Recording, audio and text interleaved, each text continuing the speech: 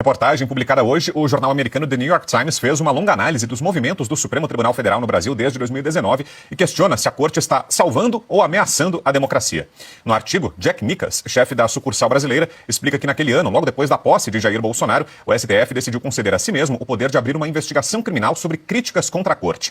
No artigo, Nicas também menciona a prisão do ex-deputado Daniel Silveira, contextualiza o embate entre o ministro Alexandre de Moraes e as redes sociais e dá destaque à ofensiva do judiciário contra a Oeste. A publicação classifica Moraes como uma espécie de xerife da internet brasileira, nomeado pela própria corte. Diz ainda que várias dessas investigações são conduzidas pelo próprio ministro e que elas sempre miraram apoiadores da direita, cidadãos comuns e parte da imprensa.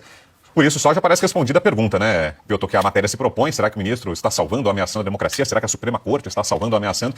Por essas informações já parece respondido o questionamento, né, Piotr? Não, e está muito claro e parece que abriram os olhos, de fato, do que está acontecendo há muito tempo e do que denunciamos há muito mais tempo. Mas a Ana tinha feito menção que ela tinha mais informações sobre isso. Eu acho que eu vou abrir mão de falar agora para ouvir a Ana também. Pode ser? Vamos lá. Ana, você se incomoda, Ana, por favor? Imagina, nem um pouco. A informação é que essa matéria do New York Times já chegou dentro do Senado dos Estados Unidos da América e um assessor de um senador, não posso revelar porque ele pediu, porque vai entrar também em mais um relatório essa matéria do New York Times. Esse assessor me ligou porque ele sabia que eu trabalhava na revista Oeste e ele pediu mais detalhes. Foi quando eu contei, né, toda a história dos 6 gigabytes, aqui só encontramos matérias jornalísticas, então o senhor dá um jeito. E ele estava, enquanto eu falava com ele no telefone, ele estava exatamente com aquele relatório que veio da Câmara, da Comissão da Câmara, de 541 páginas sobre o Twitter Files Brasil. E diante daquele relatório, ele me fez algumas perguntas e quando eu respondia, ele falava, it all makes sense now, agora tudo começa a se encaixar, ou seja, às vezes eu sei que nós estamos diante de um cenário tão aterrorizante no Brasil, com toda essa batida totalitária do Alexandre de Moraes, e a gente fica esperando uma bala de prata, né?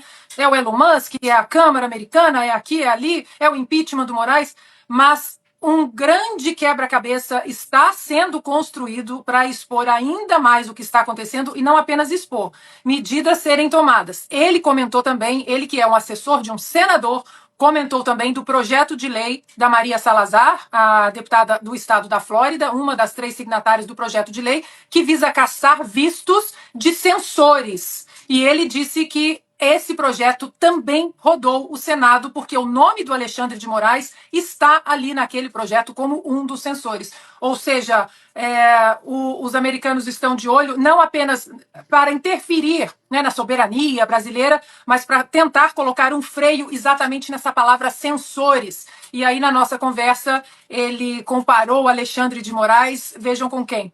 Com Nicolás Maduro. Não, é ótimo ouvir o que a Ana nos traz aí de informação, porque se tem uma coisa que toda vez eu percebi indo aos Estados Unidos é que eles têm muito viva na memória as ditaduras latino-americanas. Estou falando lá do século passado ainda. Isso é muito vivo. E claro que isso foi avivado ainda mais pelos casos, digamos, recentes da Venezuela. A Ana acabou de citar aí a comparação com Nicolás Maduro, com o Ortega na Nicarágua e desde sempre a situação de Cuba. Que diferença tem, então, olhando-se por esse prisma, e acho que isso é muito claro, para um americano, quando ele vê que a Suprema Corte da Venezuela, ou qualquer coisa que o valha lá, parecido com o Supremo Tribunal Federal, pede a extradição, ou que Cuba, naquele momento, pediu a extradição dos 2 pugilistas nos Jogos Pan-Americanos aqui do Rio de Janeiro. Nenhuma para eles. Quando agora você vê, neste momento, o ministro Alexandre de Moraes pedindo extradição de brasileiros, que nesse caso a maior parte nem foi julgada ainda, ou seja, não foi julgada, está na Argentina como preso político, aliás, como exilado político. Eles vão simplesmente colocar tudo na mesma régua, porque é a mesma régua. Com a diferença de anos em relação, obviamente, às ditaduras latino-americanas do século passado e de agora. A Ana falou sobre bala de prata e, claro, quando a gente está sob esse momento grave, o Augusto cita aqui o tempo que foi, quanto durou a ditadura militar naquela época e toda a perseguição motivada pelo AI-5. Para quem viveu aquele momento, a dor contemporânea é sempre muito dolorida, né? Quando você olha para trás, e óbvio que nós estamos sentindo essa dor. Mas são várias coisas que estão acontecendo, e a Ana já citou algumas aí, que começam a mudar o cenário. Eu posso me referir aqui à música do Jorge Benjor. Agora deu no New York Times.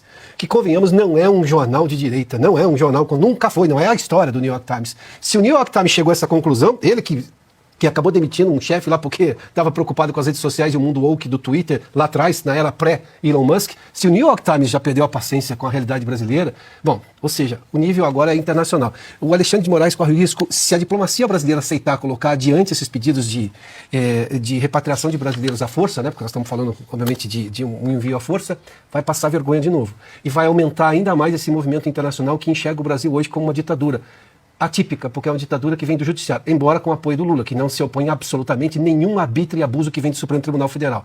Acho que é bom citar, o Schallenberg cita com muita frequência, a gente fala sempre do Supremo e nunca do Lula nesses casos. O Schallenberg toda hora ele cita o Lula, como também todos os outros críticos, eles não deixam o presidente brasileiro de fora dessa